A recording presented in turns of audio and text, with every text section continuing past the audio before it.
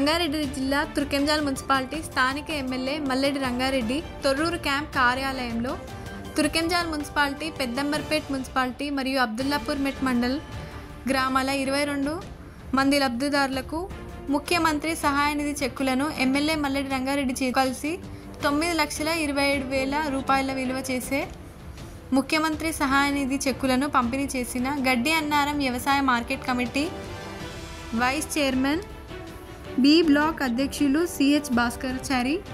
ఈ కార్యక్రమానికి బ్రాహ్మణపల్లి నాయకులు కొంతం వెంకటరెడ్డి తదితర నాయకులు మరియు లబ్ధిదారులు హాజరయ్యారు.